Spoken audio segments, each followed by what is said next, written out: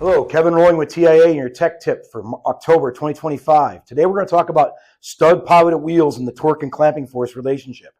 Stud pilot wheels are dry. It's a dry torque, which means as you apply torque, you're creating clamping force. So you can see on the curve right here, at 475 foot-pounds of torque, we've got this amount of clamping force. The reason we don't use a lubricant when we're doing these wheels is because you're going to get more clamping force per foot-pound of torque. So you're going to change the curve. The yield point doesn't change. The yield point's determined by the clamping force up here, not by the torque. So as you can see, if I add a lubricant right there on the threads, I'm going to get more clamping force per foot-pound of torque. Get some on the ball seats, and look what we're doing now. At the recommended torque, you're real close to the yield point.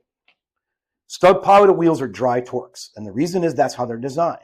Why would we use a lubricant on a stud pivoted wheel? Very simple. We don't want the inners and outers to freeze together.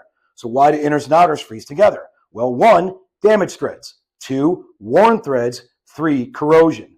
So what NICs does is it keeps stud pivoted wheels in service longer. The fasteners stay in service longer because we're using the NICs so they come apart. When those threads are damaged, worn, or corroded, the components stick together. That's a sign they need to be replaced. So in other words, when you're working on stud pivoted wheels, don't use lubricant. It's a dry torque. If the inners and outers freeze together, replace them. That means they need to be replaced because they're worn, damaged, or corroded. It's a dry torque. That's how we're going to get the correct torque and the correct amount of clamping force on a stud pivoted wheel. For TIA, I'm Kevin Rohlwing. Thanks for watching. We'll see you next month.